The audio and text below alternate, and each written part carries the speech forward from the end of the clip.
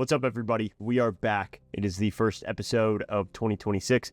Took a little break in December, had a lot of things that I was wrapping up for data collections, as well as just taking some time off for the holidays to spend with family and friends. And I'm very excited to come back in 2026. I had mentioned on my Instagram that a big goal of mine in this year is to push this podcast as hard as possible. So be looking out for 2 to 3 episodes a month, a couple of shorter ones that are just solo episodes involving myself, and a couple of longer ones like today's, where I bring on a couple of guests, like the guests that we have, David Shelton and Anbar. These are 2 amazing coaches within the sport of powerlifting.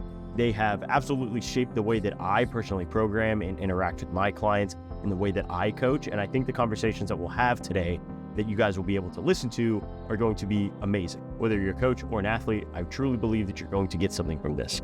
Now, before we head into the episode, I do want to do my due diligence and run through my ads real quick. I apologize, give me like 30 seconds.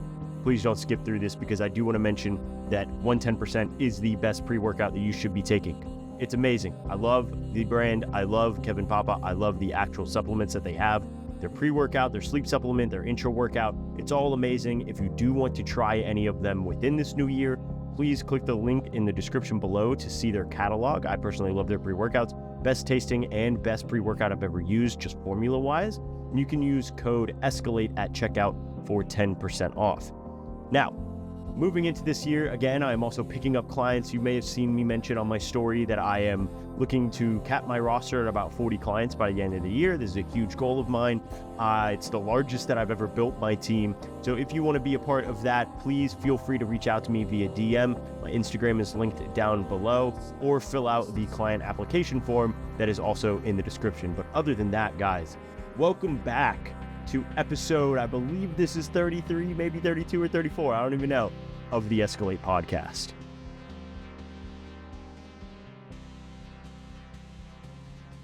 All right. Thank you for joining us for, I think this is either episode 33 or 34 of the Escalate Podcast. I can never remember. If you're watching the video, you can see the very high quality guests that we have on the left side of the screen here. We've got Anbar and David Shelton, who are 2 podcasters of their own, right, to powerlifting coaches, guys that have been in the scene for a very long time. If you've been in powerlifting for more than, a year or 2, you probably know who these guys are, especially in Texas. But I'm going to let you guys introduce yourself real quick. So go ahead to introduce yourself to the audience. Yeah, so we have David here, the best powerlifting coach in Dallas. Well, yeah, David, you want to introduce yourself, talk about your gym and what you do? My name is David. I have a gym in Dallas. We work on squatting, benching, and deadlifting, kind of, the cutting edge of movement and just trying to improve, just some easy stuff. Just trying to go over it. Yeah, it's always difficult to introduce yourself. Because, yeah, not easy.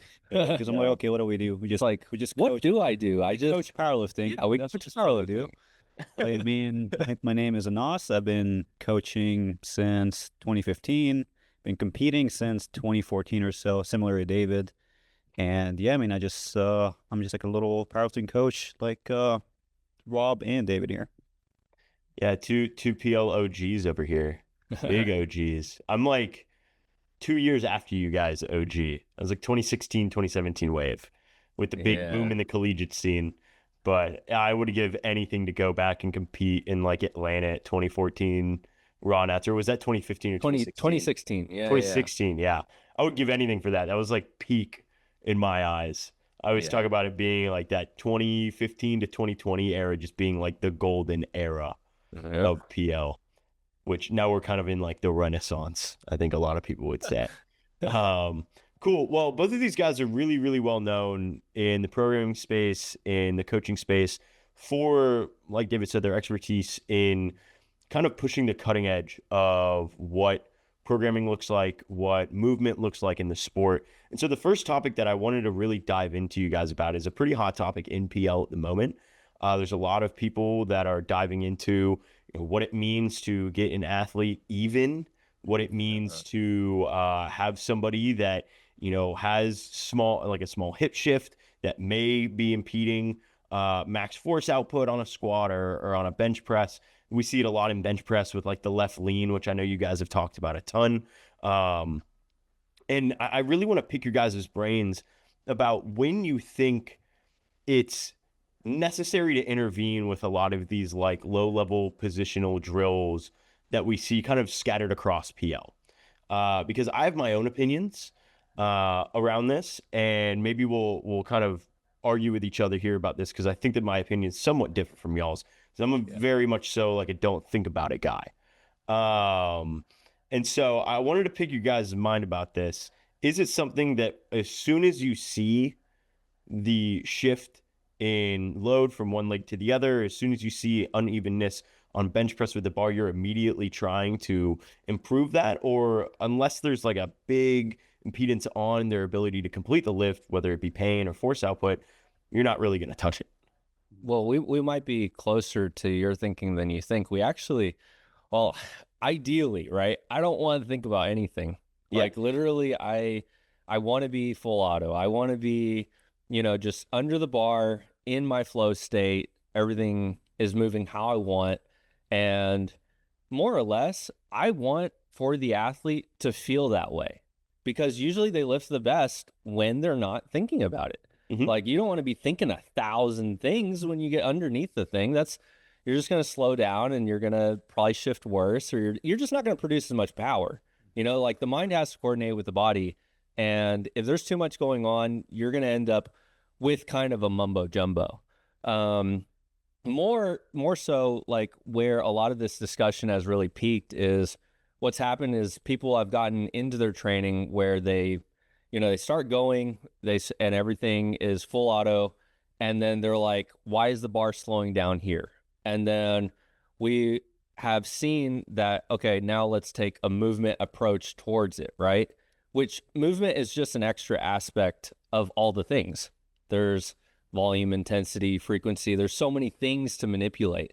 Movement just happens to be another sector that we can use to kind of improve the situation that we're in. I actually think we view things very similarly. Like if I don't have to say anything, I just won't. Like what happens is we end up in a situation sometimes where somebody's training is starting to slow down, or you start to see cracks in the system, right? And it's like movement is actually a pretty quick way to kind of brush it to where it's like, okay, we can keep doing the same micro, or we can keep doing the same thing.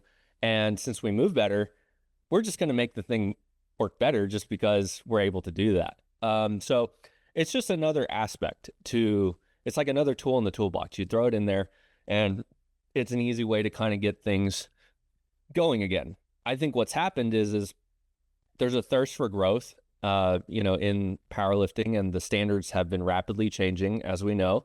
Like a 600 deadlift is apparently nothing, even though we know how hard it was to get there. Dude, it's just crazy. Yeah. And there's people that just move better than others. I remember if you were a 75 kilo lifter, you pulled 600 pounds, you were fighting to go to Worlds. Yeah, you were insane. You were at the top. Yeah. And now it's like, I have to be this athlete that can pull at least this or else. And it's like, bro, 600 is still 600. Like that didn't change over time. Like we have some better methods maybe, but at the end of the day, it's like the weight is still the weight. There's no so I think as a result, there's been kind of a stress on us as coaches that I have noticed, where if our athletes aren't moving as good as some of the God-given strength athletes, as I would say, the ones that are leveraged or the ones where it clicks easier, they're like, man, why am I not doing that? Why am I not like moving this good? And it ends up putting a lot of stress on us as coaches to get someone to move in that way. So I think it's just a recent thing. Like more than anything though, as far as, twists and things like that go, I'm very wanting a full auto experience. I want the ability to do all the warm-ups, feel good, and then say, I didn't have to think nonetheless about it. So when do you intervene then? When do you start adding some corrective exercises or positional drills, when do you think it's needed?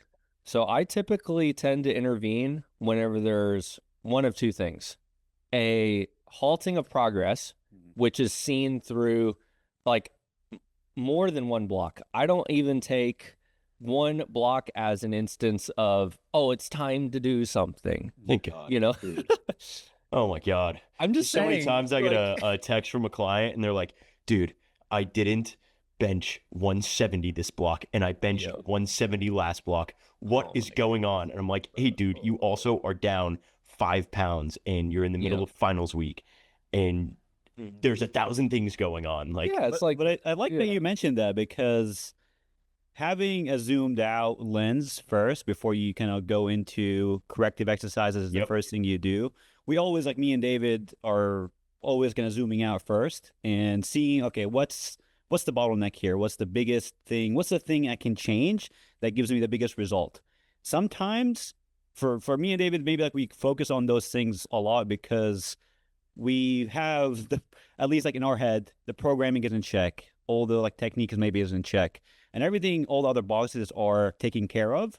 Then like the one thing we're probably seeing is this person is like shifting into the left or whatever on bench, and maybe there's no pain, but if there's pain, obviously that is a time to try to eliminate as many threats as possible. And we see a bar dip that is probably like loading one side a little bit more than the other. And if there's correlation between the dip and like how the mechanics of it look and like the area that is in pain, I'm like, okay, this is something that we will probably address alongside other things, alongside programming, drop the overall load, drop stress, and do everything that you can to get this person out of pain, which is, we're not saying that the shifting is always like the main cause to this, but it can contribute sometimes.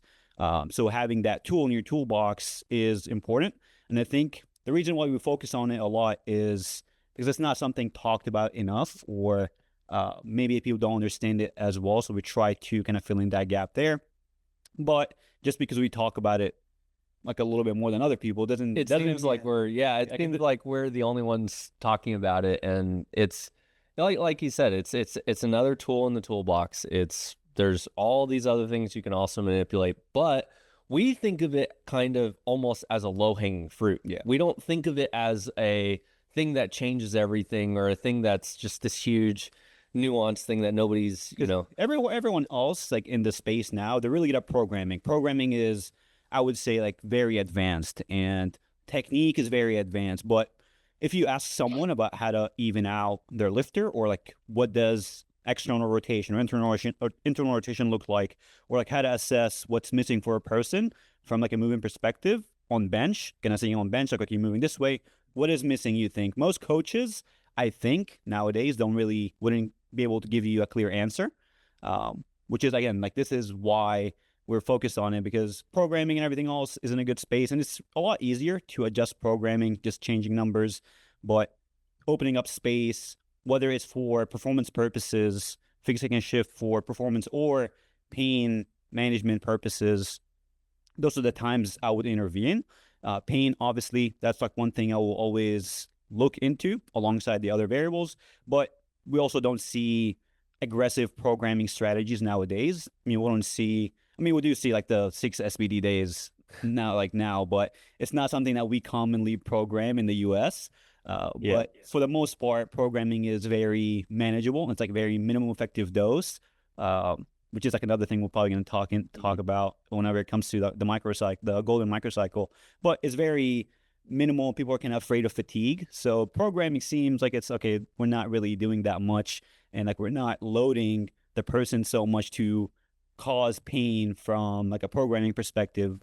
But the area that gets missed is the asymmetries. So I think, if performance starts to drop and I've checked all the other boxes and like I see a shift from one side or the other, I think of it as 2 arms are better than 1, 2 legs are better than 1. And if I want to increase force output, I think using both legs would help. We also have just a lot of lifters with goals. I haven't met a lifter that I guess I've picked up or met who wasn't like, well, I want to lift this much better. They all want to lift at a certain level, And I always have to level with them and say, dude, the people that are lifting that much, they move really good. Yeah. There's like a minimum of like how good you move to be able to like hit those certain weights. So it becomes part of the equation incidentally to hitting some of those numbers, because the people that are hitting the big numbers are able to drive a lot of volume, drive a lot of work. It's a tale as old as time. Every single person that's lifting a lot, they're handling a lot, they're moving really well. But whenever you say moving, we're not talking about technique. Yeah, specifically, yeah. Technique specifically, because someone can be technically efficient, but still load their right side a lot more, which is like what we're talking about here. We're talking about both. Like, you need to be technically efficient, know how to manage tension, know how to like do all the, like, I think with like motor control, which is something we're going to talk about a little bit more. Being able to how to manage your center of mass and do those things is like the technical part of it. But movement, from the perspective of having enough space to be able to do the task with SPD fairly evenly, to maximize force output. The thing here is maximizing force output, because we're going after performance here. And if you're thinking that symmetry doesn't matter, I would disagree with a lot of people that say like symmetry doesn't matter at this point. I think it does matter, especially for the people who are trying to maximize force output in a bilateral sport. Our sport is bilateral, and if you think, oh, symmetry is not a thing that we should care about, I wouldn't really say like that's like the best approach. We would want to maximize it. We just have to care enough. Yeah, for sure.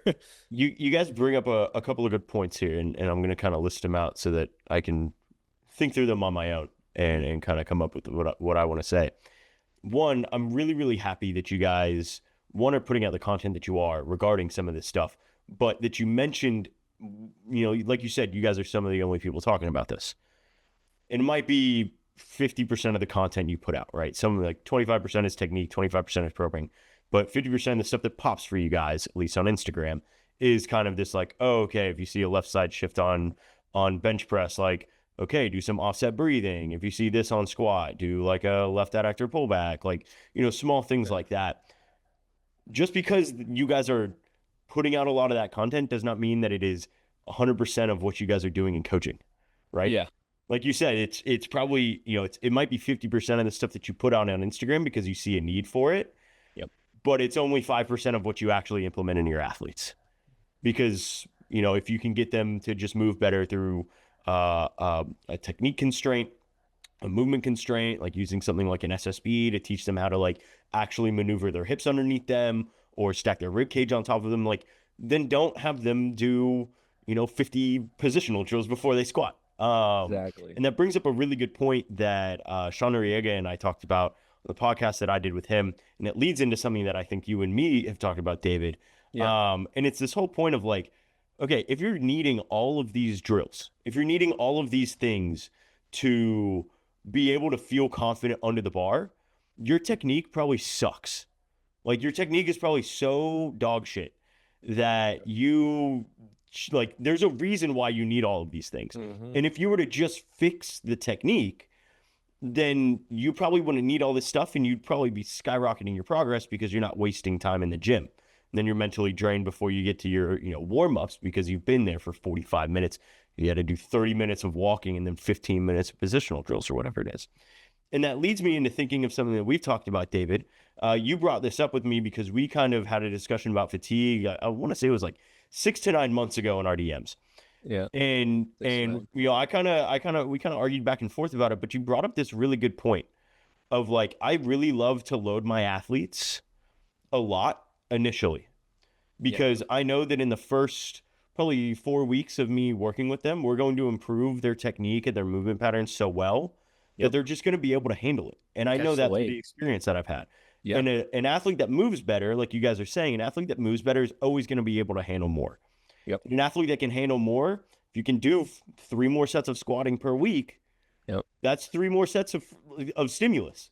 You know, that's upwards. If you're doing 3 sets of 8, I mean, that's 24 more reps of stimulus. That could be, you know, half. That could be a 50% jump in your workload. Yeah. Which if we want to, kind of correlate it to progress, that could be a 50% jump in your progress over a couple of blocks. Absolutely. So I wanted to have you kind of talk about that a little bit, because I love that notion. I love that kind of like mindset behind it. Well, so like I was saying before, training volume has what I've seen to be the biggest mark of kind of progression, work capacity, how much you can handle, and then how well you can move, right? That's why the movement aspect came in as hard as it did for me, was because a lot of times I was picking up athletes that they had a situation where they were doing a certain amount of volume, and I knew that if we did that same amount, we would just get the same result. And so a lot of times, my goal would be to get the athlete to move better as a strategy, to where then they can handle more work. And then that's just kind of that's an easy thing to do that really can just change everything for the better almost immediately. And progress typically tends to be driven by those things. Like, I don't know somebody that is like, obviously there's some constraints. Like, I've met people that they first start squatting 500 for the first time, and then they can't handle as much work volume. There's so many multiple cases of like, okay, I had to lower the volume I had to do less to get more, right? But in reality, it's because what they started lifting was that much more fatiguing, or they got to a point where they had to change things like that. But more cases that I run into aren't of that like actual situation. It's a bottleneck of, I can't do enough. Like, it always comes down to that. I have to figure out how to get them to do more. Because they need that work. You mean, like, okay, for a person who needs that work, and like their bottleneck is not being able to tolerate that work, sometimes like it's work capacity, but sometimes the loading is so centralized to an area that they cannot tolerate that work they need to do to make progress. Is that what you mean? Yes, basically. It's like there's a difference between doing more, because like if you want to, doing more doesn't always give you more results, but for the cases you're talking about are the ones who are needing that extra work, but they can't tolerate the extra work, basically. And like not being able to tolerate it does sometimes have a movement aspect to it. Sometimes it has like a work capacity aspect to it. But for the ones you're talking about, like the easiest way for them to be able to tolerate a little bit more work is let's offset this workload to kind of have this person move a little bit more evenly, so they distribute this work a little bit more evenly, so they can recover a little bit faster and do more work. Yeah. And I mean, I've done it quite a few times where we get on the intake call, and I look at the volumes that they're doing, and they're doing a lot. Like, I'm like, man, there is not, like, I could push it higher, but pushing it higher almost feels like an alarm bell in my head for how much is going on. And then I look at how they move, and I'm like, wow, just the quality of the movement, if it was just a little better, all this volume could get, a lot more efficient. Utilize a little bit better. Yeah. And then all of a sudden things are getting hit easier. And then, you end up with, a progress yield. So, there's like one interesting thing, like whenever people mention fatigue, like I feel so fatigued, usually it's not like a systemic fatigue. Usually it's like, oh, my lower back is so fatigued. It's always like one area that's like the bottleneck for fatigue. But people think of it as like, oh, this person's fatigued, I have to drop all workload. But from what David is talking about, he's saying, okay, we can manipulate this, I guess, like fatigue distribution, that you can take some of that fatigue from your back, put it on your legs can recover.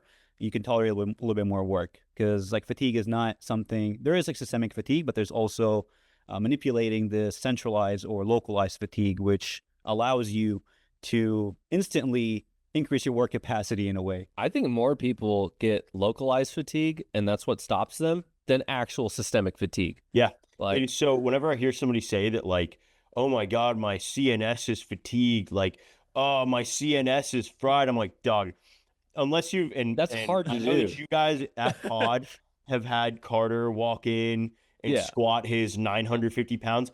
I believe it when he says it. I believe it when he walks out with 17 reds on the bar. For those of you that don't know, Carter Wheat is an equipped super heavyweight lifter. He competed at A&M for a while, was a national champion, has competed at Worlds multiple times now. Amazing lifter, amazing guy. Love that dude to death. He was my roommate at one point. I believe it when he says it, or like when Ashton is like, oh yeah, I can't do the normal 20 kilo jumps per week on squat because that would have me starting at like 300 kilos on week 1, and that just fries my CNS. I'm like, that makes sense. Bro, if you're talking about you have CNS fatigue and you're squatting less than 200 kilos, it ain't real. It's localized somewhere. I promise you. Promise you. It's like I want to go back a little bit to what you mentioned about the person who needs to just quickly cover that. The person who needs to warm up for like 30 minutes. Yeah. And using those variations to work on like addressing some of these imbalances. So I think with SSB, like that was like the example you mentioned. Mm-hmm. So I think there's a difference between front to back, compensations or movement patterns versus like left to right. Yeah. And like usually when it comes to left to right stuff, it's kind of hard to do a variation, like specific variation on SBD to address like a right hip shift.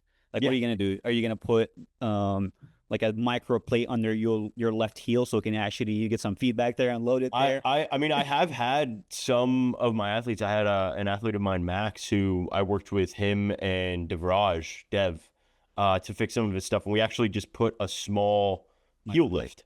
Mm-hmm. Yeah. Like just a heel lift in his shoe on his left side or his right side, I forgot, and like poof, he was good to go. So You took it out and it was fine? No. Now he just wears it. Like that's he just wears it all the time? Wears it all the time. Oh, nice. Yeah. It's very minor, like very small. Yeah, it's like probably like a quarter of an inch. Like very, very small. One of those foam ones that you can buy on Amazon. I know that David, you gave me some at one point. They worked. It's basically just feedback to the floor. Yeah. Yeah. Yep. Because like all of these references are used like a heel reference or like elevation of the like elevate the heels or like elevate the toes or like have a wall or like a floor reference. I think like one thing for the people who need to warm up for that long, I think sometimes it is technical, like you mentioned, maybe like their technique is shit, but sometimes the programming doesn't fill in those movement gaps. Yeah. So let's say for someone who is very extended, flared ribs, shoulders always back, and you see him doing variations, like I know me and David talked about it once, you see him do variations that feed into that same pattern. Exactly. I'm like, okay, yes, like there's technique piece to it. There is like movement constraints. Like there's also positional drills that will help you. But the best way to make it stick is to do things that are loaded within your training that load the opposite end of the spectrum. And I think coaches need to develop an eye to, okay, what is my lifter missing movement-wise? And what variations can I give them to actually load the opposite end of the spectrum so they don't have to warm up for 30 minutes. They don't have to do a million warm-up drills. They can just do their, like a lat pull down instead of doing it like a wide grip, overhand. Maybe they can do it underhand. Now it's biasing less extension, less retraction. I'm not using the rhomboids as much because the rhomboids are overactive usually on their SBD. So doing variations that kind of go in the opposite direction, but people kind of need to know, okay, how can I manipulate exercise selection to actually load that opposite end of the spectrum so those things can stick and you don't have to spend forever. And like with those positional drills, they won't stick. It won't really stick. It's more like a Band-Aid. Like you're just gonna be doing them to feel good enough on SBD, but it's nice. You're just there to feel something, and So like for example, I'll name out another strategy that I've been actually doing is like the accessories that I give for that day. I actually pretend like I'm preparing them for the next day from a movement perspective. Right. Oh. Yeah. Does that make sense? Yeah, that makes total sense. Because how you finish your workout is the position you're in, right? More or less. Or like, because you've loaded, like say I did only squats and I did nothing else to like neutralize my spine. I'm like leaving extended potentially, or I'm leaving flexed, or whichever one that I do. I'm leaving in that position, right? So sometimes what I'll do is I'll add exercises in that neutralize that situation. So I went and squatted and then I'm stuck in this position, right? Puts me in a horrible position to deadlift because I deadlift in a completely different position, right? So I'll do exercises preemptively that help me to get back towards deadlifting before I even start deadlifting. So like I'm almost what do the kids say? Priming. I'm Priming. I'm From like a movie priming. I'm perspective. priming at the end of my life. What would be an example of that? So like if you just say that you have like a secondary squat day on a Monday and like that Tuesday afterwards, you do your like your primary deadlift. What Right. would be something that you would add in for somebody that is like a super extended squatter? Yeah. So I'd leave and then they need to my like go towards a little bit more of like a flexion bias to be able to deadlift. right. So what I would do, so for example, Anas mentioned those like chin up grip pull downs that really get you like forward and get that rib cage forward like that. I'd work some of those in. I'd work in some, hamstrings. Maybe even I could run a 90-90 positional, like flatten my back against the floor before I leave the gym as well. Get my hamstrings going before I leave. My deadlift happens to have a big wedge aspect. So, I'm actually probably going to warm my hips a little bit as well, just to get that ready to go. But I'm basically preparing to get out of the squat position and preparing to get into the deadlift position. So, which I can name another example, by the way, just for the fun of it, because my programming literally, my lifting schedule is actually built this way. So I have my deadlifts on Tuesday, but then I have my secondary squats on Thursday.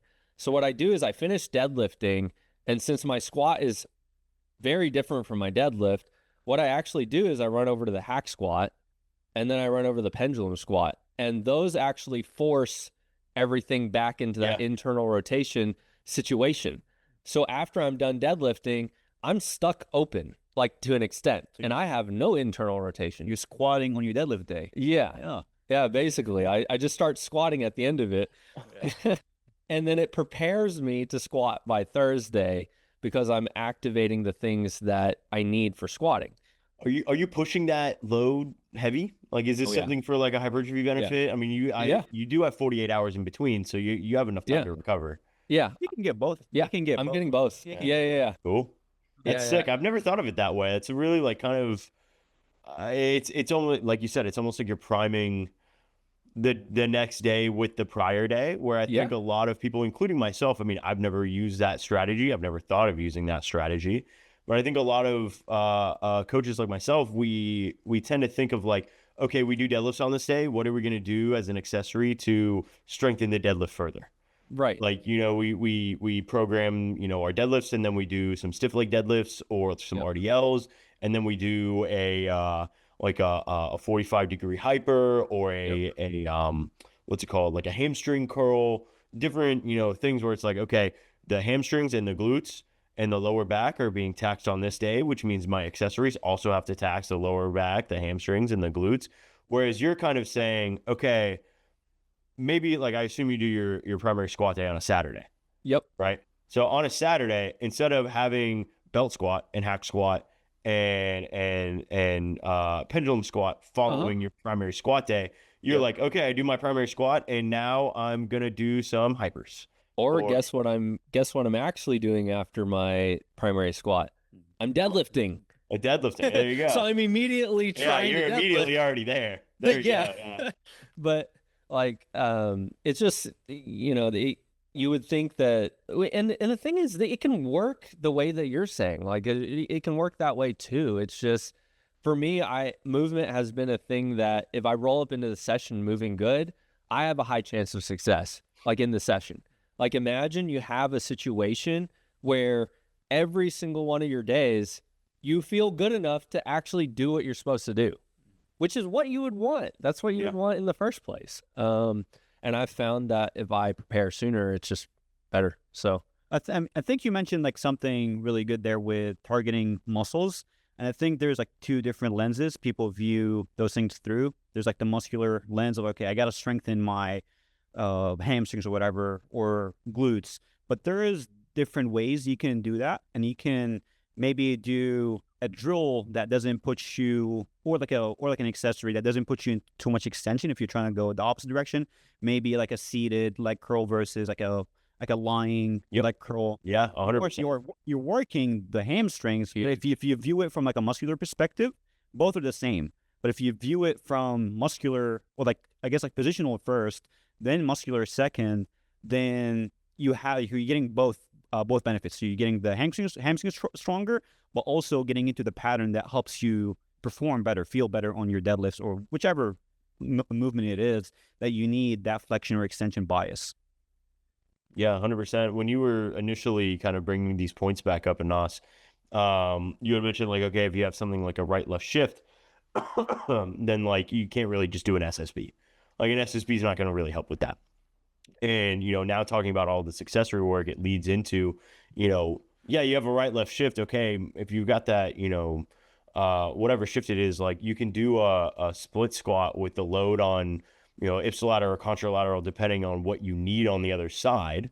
And, depending on like, oh, I want this foot forward or this foot back, depending on like the access to external rotation or internal rotation on specific sides.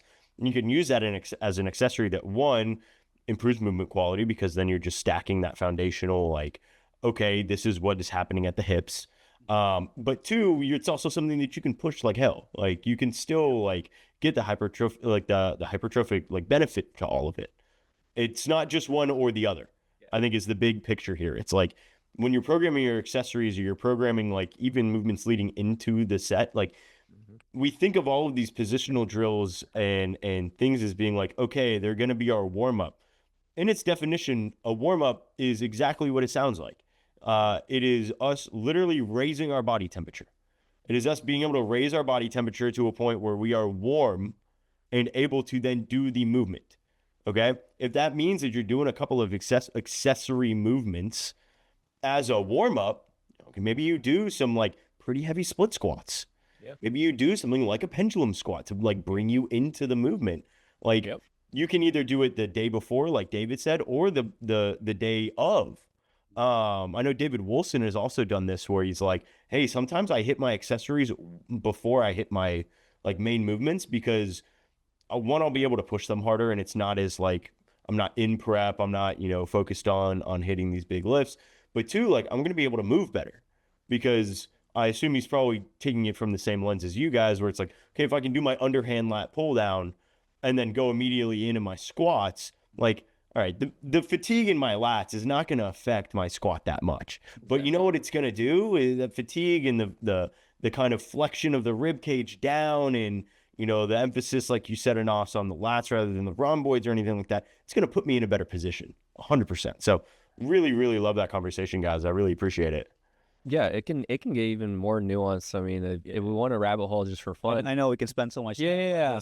I mean, Yeah. like, because for example, like a primary day is a day that you simply move better, and like basically there's a movement pattern associated with why that day feels so good, right?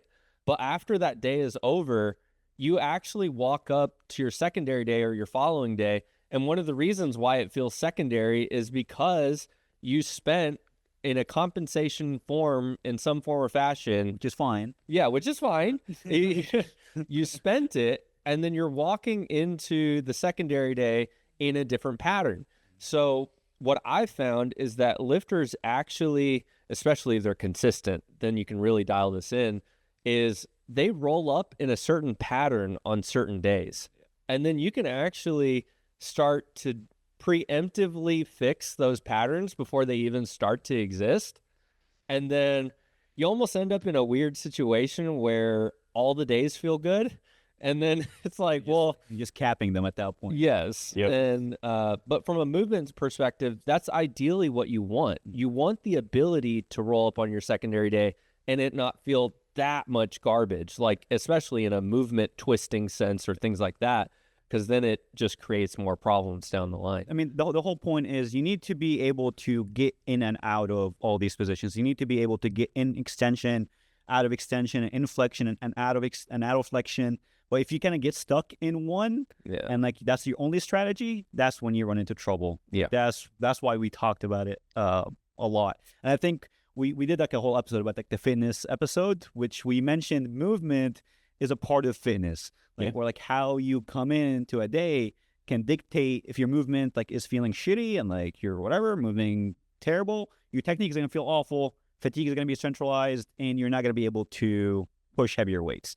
And like if you're moving really well and like your that piece of fitness is there and the technique and like the strength and everything is there too, that's when you feel primed. But you can be strong, but if you're only using your right leg, you won't be able to express it. It's the biggest thing. Yeah, not only will you not express it, but you'll roll up into the following day wondering why your right leg is like completely gone. Yeah. Well, I know like you wanted to That's cover me other every day. topics. Why is the right TFL exploding every single time I squat? But see, that's a bottleneck. That's a bottleneck. That is the bottleneck. It is, dude. You've known this about me. Yeah, that is the right glute is not functioning. Yeah. Like, But what you see, people trying to like program their way through it and just drop workload, and like now you're detrained and the TFL is still being like overstimulated, and like now it gets still angry, but you're detrained as well because you think it's a fatigue issue or like a programming issue. Yep. Yeah. All comes down to overuse, and then just how can I redistribute load to then continue. So yeah, let's go into the next two because we have limited time. Let's finish. Yeah. We kind of already talked about the third one, so if we don't get to it, we kind of alluded to it in the last topic. So if we don't get to it, it's not a huge deal. The second one though is something that I'm really interested in talking to you guys about, and it's kind of built around this golden microcycle idea, and it's just something that is very common now for people to try and program around. We all want, like Anasi mentioned, or D-Shell, I forgot which one of you it was, like the ability to have like a consistent athlete, where it's just like all you have to do now is put in load caps and like poof, like plus 5 kilos every 3 blocks. Sweet. Thank you, bro. And thank you, bro, mentioned. There we go. But there's times where you bring in a new athlete, or you have an athlete that you've been working with for a while. And all of a sudden you have a block and a second block and a third block where like whatever you thought was going to work either with a new athlete or whatever you have data on that does work with the current athlete, it's just not working anymore. And I want to get y'all's opinion on whether or not that is something for a specific lift or maybe a couple lifts, if it's because we know that squat and deadlift can have a huge amount of interference with each other. If that's something that you try and change very slightly, where it's like, okay, maybe we tweak a set here, we add an accessory here, we up workload, we lower workload, or if it's something where it's like, all right, we know this isn't working, we're going to change the whole fucking thing and try and be like quote unquote shock the system and be like, all right, if this is what I think might work again, we might get there. And this is something that I truly struggle with, if I'm going to be honest. I still am very much and was a tweaker. Like I was just like, all right, I'm going to like change this here and change this here. And I call it the programming ship of Theseus, or the program of Theseus, right? Where it's like, all right, we do all of these things and we tweak all of these things. And then in 3 blocks, we look back and the program is nothing like we did before, right? Like it has no aspects that are the same.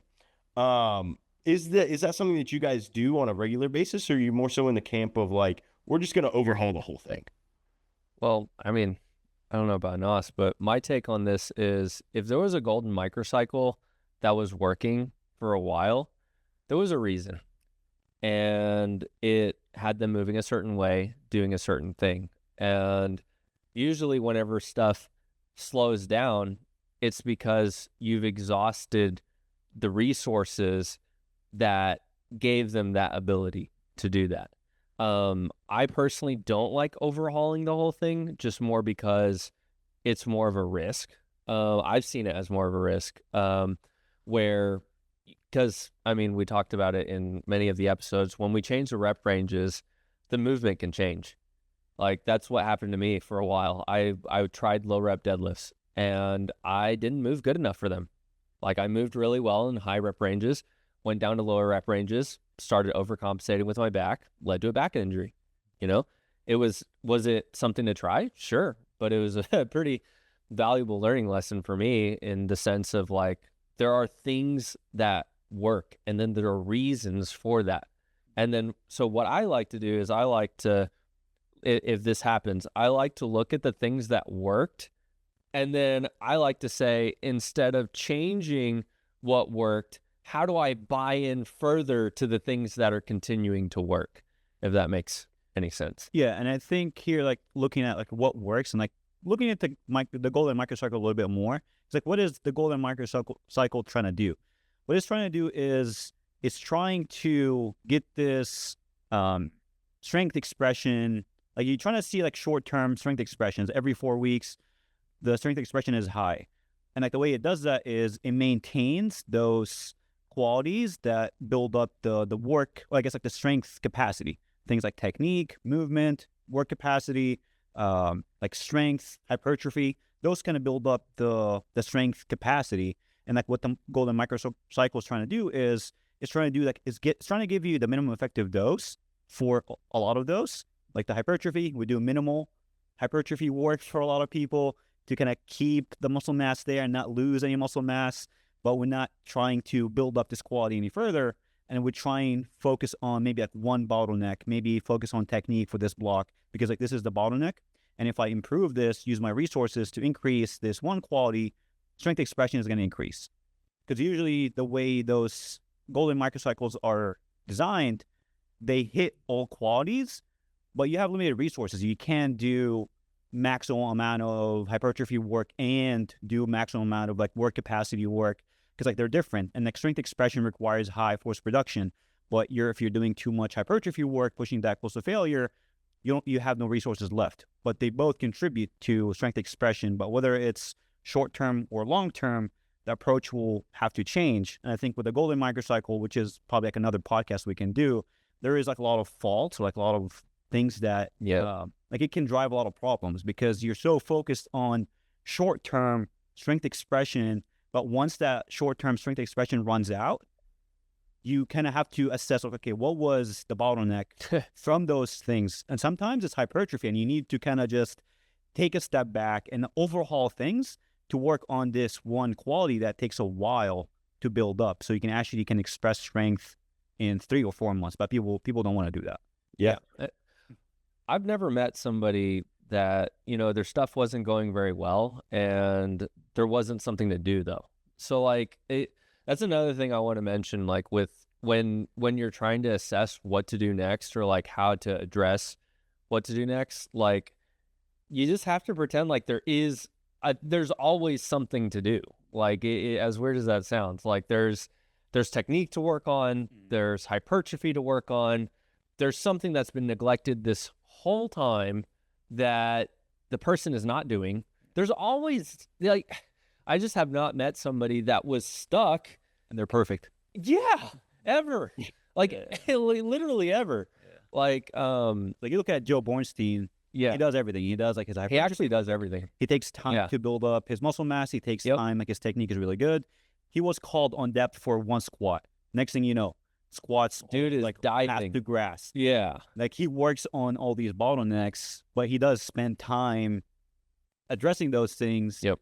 And then you see him kind of expressing strength. What it seems like he's expressing strength every block. Yep. But he takes time to maybe overhaul where he is focusing like a lot more on hypertrophy. Yeah. He's a volume animal, by the way. Yeah. He doesn't post it, but the dude is doing a lot of stuff in the background. Yeah. Who is like this? A lot. Who was this that you guys were talking about? Sorry. No, I didn't catch the name. Ornstein. Oh, yeah. Joe B. Yeah. Joey B, the goat, the new goat, the young goat. Yeah, he's checking off all the things he's doing, but it's working. Yeah. And he does overhaul sometimes, where the focus kind of switches. So I think there's time to overhaul. Yeah. But you need to be precise, kind of knowing what quality was missing. Yeah. How did things change from when things were working? Because like you said, like it was working for a reason, but what was that reason? And like if the situation changed now, do I need to overhaul things to maybe address a different quality so it can find a golden microcycle that works? Yeah. I mean, same thing. He tried poking the intensity on bench a little bit. I saw him hitting these really heavy triples, heavy sets, and then his bench kind of fell. Like I saw the thing dip, and I was like, he for sure knew that all this intensity did that, and then he's taking it away. So I did the same thing with my own bench training where I was like, you know what, I'm gonna add in a second single to my primary day. I'm gonna do some straight sets on my secondary day, and I'm gonna see what happens. And all of a sudden, like 180 felt like 310 in my hands, and I was like, whoa, this is crazy. So yeah, I'm 100% with you. I think that a very important thing that you mentioned, Anas, was the ability to not the kind of maturity, I should say, to not expect top end strength to be expressed every 4 weeks. We all kind of revolve as powerlifters, whether we like it or not, around this week 4 mentality, right? Where it's like, okay, it's week 4, about to pop off, bro. Like, we're about to go crazy. The reel that I'm going to post on Instagram is going to go dummy. It's going to get over 100 likes. Oh my God. And for a lot of young athletes, it's something very socially driven. They want to post something very, very cool for their week 4. And what's not sexy is the workload block, where their week 4 is actually like a volume PR, where it's like, oh, wow, instead of hitting like a squat single at 270, I took 230 for 4 sets of 4. No one cares. Who cares? Yeah, who cares, bro? It's not cool. But that is, in my opinion, more important, like 100% more important from a coaching perspective, and seeing kind of the landscape of where we can go from there than the single at 270. Everybody wants to post that big single, but nobody, really cares about those volume PRs. And this is something that I've gotten myself into more and more often, where it's almost like I'm taking a step back from like the golden microcycle kind of like mentality, where, we're like, okay, I might be trying to figure out very early on in somebody's training as I intake them, if they don't already have this predictable manner of strength expression. Like, this is something that I'll do very early. Yeah. Maybe the first 2 blocks, we'll try to really find a way to express this top end strength frequently, because then it's something that we can come back to.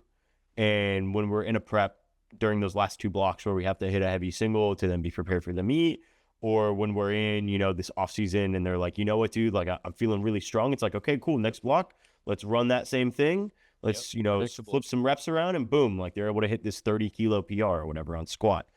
And I've gone more so back in the mindset of like, all right, how do we periodize their training? Periodization is something that the golden microcycle essentially it kind of bars against, where it's like, we need to be doing the same thing over and over again. It needs to be the same volumes, the same sets, the same intensities, maybe a raise of intensity from week to week and block to block. The baseline gets higher, all of these things, but you're never really going away and saying like, okay, instead of hitting, your 1x1 and your 3x4 on deadlift, now we're going to hit a 4x4 on deadlift on your primary day, and that's it.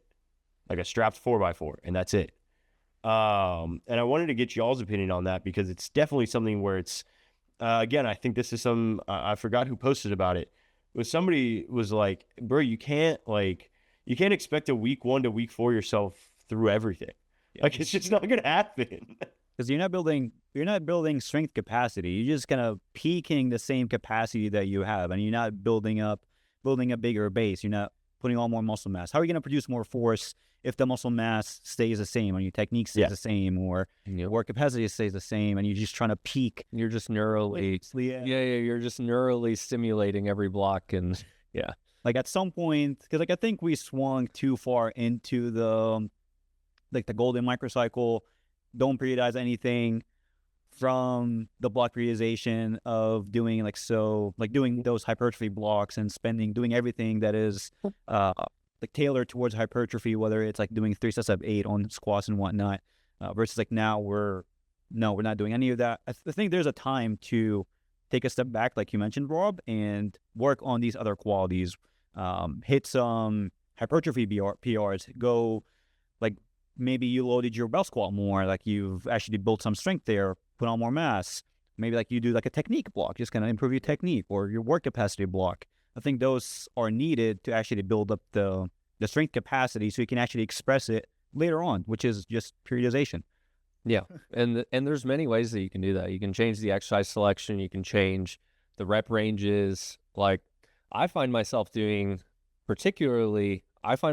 staying kind of in the golden microcycle idea, but what I'll do is I'll change the exercise, or I'll make the original top set that the person's supposed to ball out on, I just turn it into like a last warm-up that then preps for that 4x4. So they still get this fun of oh, I like tried today, you know, like I'm happy about like going this heavy. That's a good idea. Yeah, no, It gives them like an indicator that I'm actually making. I do this all the time where Yeah, I just, I'm doing it to myself right now where I'm using what I call static load progression, which doesn't really make sense. It's like an oxymoron because it's a static load and you don't progress it. But I kind of deem this phrase, and I've used it with a lot of my athletes that, you know, are working through an injury and we're trying to fix some stuff, where it's like, okay, we're going to, like, for myself, for example, I know that to hit a PR on like block 3 or 4 of the microcycle, I need a lot of workload on my deadlift, and I need to be able to build off that workload. And generally speaking, I will do kind of this like fatigue single stuff where it's like, okay, I hit a triple at a specific weight. It's going to allow me to, you know, hit really heavy back downs and feel good. But right after that, I still hit a single, and I'm keeping that single at 250 and 250 at week 1, 250 week 2, 250 week 3, 250 week 4. Or sorry, not 250 week 4. On week 4, what I'm doing is I am going to take like upwards of like an RPE 8, but I'm just going to let myself load whatever that is. If that's 275 and I pull 275 at the fastest I've ever pulled 275, and then immediately after that, I'm able to go in and strap up for a 265 by 4, like, you know, rep PR, like that indicates to me that when I do flip the script to just then express top end strength with like a competition single, I'm probably going to be able to pull in that 305 to 310 range that I've been, you know, trying to chase. So I'm 100% with you. I love that strategy actually, where it's like, let's still give them the psychological benefit of like, fuck yeah, dude, I hit something so sick, but also make them do all of their like really important back down work that's going to build them into the next block. Because I think a lot of young coaches, when they're trying to figure out, and a lot of coaches in general, I just want to say young ones, when they're trying to figure out this golden microcycle stuff, they're trying to figure out what works for a new athlete, they tend to almost like forget a lot of things. And they get caught up in like, oh man, like they were with this person before and they were only able to pull 240, and like within the first 3 blocks, I really want them to pull 260.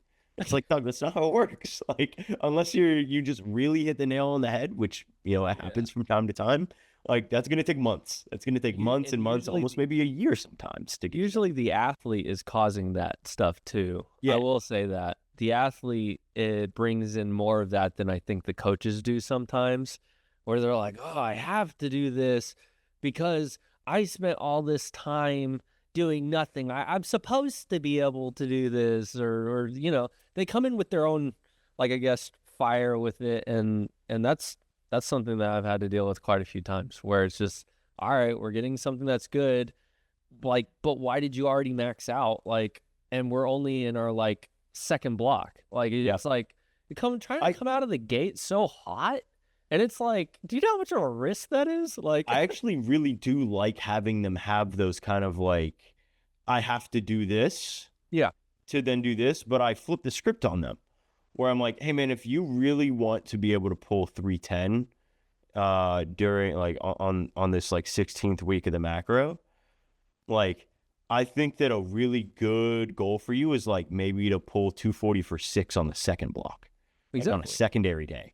And like start to set these big rep goals that then lead into when we talk about like percentages, and like we can use like Prilipin's chart, you know, regarding like percentage and RPE and stuff like that, and like really lead into that to build into that top end strength progression. Instead of just saying like, okay, I have to pull 310 for a single on the 4th block, which means then for a double, I've got to pull 290. And for a triple, I've got to pull 275. And for a set of 4, I've got to pull 255. It's like, that's not how it works. You know, the top set is not the driver of adaptation. It's everything else. That's exactly what I was going to say. It's not, like, those top sets don't indicate the progress. The things that build your strength are, guess what? Your secondary day. That's why me and David just going to talk. Like, we've been talking shit about these terms for the longest time. Because people think about secondary day, it means like it doesn't matter as much. The thing that matters is the primary top set. No, it matters more, dude. It gets you prepared. Like it matters. These terms have to change. These terms got to change so people can actually focus on the things that build the strength, not What express if we the just strength. called them all squat days? Exactly. Yeah. Like, what if we just called them all squat days? I don't have a Pentiary bench day, dude. I have a bench day. And that bench day prepares me for the next bench day. And that one prepares me for the next bench day. Yep. I think we're getting like, now we're shifting away from these terms and the golden microcycle, which I think last thing to mention here with the golden microcycle is what you mentioned at the beginning. We need to figure out the things like exposure timing, frequency. You do need to figure those out within the golden microcycle early on, but the rest of it doesn't have to be, okay, let's keep running the same thing over and over again. I know the structure, like the skeleton within like the week or like the microcycle that works, but I can change intensity zones. I can maybe focus on peak intensity at some blocks and focus on average intensity and rep PRs, a different block. But knowing what skeleton from like what the microcycle looks like, exposure timing, frequency, maybe the amount of sets and those kind of things, those are good to figure out. Yeah. It lays out the game. Like I call it golden microcycle is like a game, and that everybody has their own rules. So like that, it's like, oh, I can expose here, but I can't expose here. This fatigue timing, that Anas is talking about. We use those things to then capitalize on the aspects that we want to capitalize on. If we don't know the exposure timing, things like that, You want me to express later. yeah, we won't express any. Yeah, exactly. So, yeah. And then that's the same thing. We have athletes that have trouble expressing, and then we have some athletes that they just keep trying to express, and then they're just not building enough. So, like, it's just like it's always like one or the other. So, And going back to strength capacity versus strength expression and like how to get both, like, yes, like you need the golden microcycle structure to know how to express, but if you never spend time building the strength capacity, then you're never gonna go anywhere. exactly. It's hard to have momentum without the initial load, bro. And like, you can't do anything. Literally. Yeah. Well, I appreciate you guys, sitting down and talking to me about this stuff. This is a very, very like insightful conversation. I always say this to all of my guests. I do this podcast very selfishly. Like, legitimately, it's all for myself. I just want to sit down with people and talk about the things that I like talking about and learn a ton. And I learned a bunch on this one. And I hope that everybody listening learned a bunch too. I'm going to give both of you guys a chance to plug anything that you want to plug. All of the links to everything that they'll talk about will be in the description. So if you want to check them out, go ahead and do so. Yeah. Yeah, check our pages on StackedCast, IG, YouTube. What else? I think we have just like the IG and the YouTube. And yeah, check our personal pages at Anas Anbar and at dshell_11. Yep. We also have shirts. We have shirts. So, Oh yeah, Peak yeah, Apparel. we're dude. actually, yep. Yeah, Oh, I'll throw a Peak link is down there different, too. but- Yeah, Peak is there, Stacked is there. We're doing both of them actually. So yeah, Heck yeah, man. Biggest thing, check the YouTube. We have a lot of YouTube is good the one. videos. We're spending a lot of time on the YouTube, Yeah, so that has a lot of value there. Yeah, no, I can 100% say that my coaching IQ has been raised a ton because of y'all's YouTube videos. It's a lot of stuff that, again, even though it's 50% of what you guys post, it might not be 50% of what you do, but gaining that 10% of knowledge is still gaining that 10% of knowledge. You still need it at the end of the day. yep. If you're a listener and you've gotten this far, I want to thank you. This was, like I said, a super fun episode to record and be a part of. If you want to help me out by getting this out to more people, I think it's great conversation for any coach or athlete in general. Sharing it on your Instagram, sharing it on any sort of social media or texting it to your friends always helps. What helps even more than that, though, is dropping a actual like rating on Spotify or on Apple Podcasts and hitting the follow button, because that actually pushes it out towards the algorithm of other people doing PL podcast stuff. And normally PL podcasts are kind of like the lower end of what people want to see and what they want to sit down and listen to, because it's longer form, but they're so important in my opinion. So appreciate you guys. As always, continue climbing.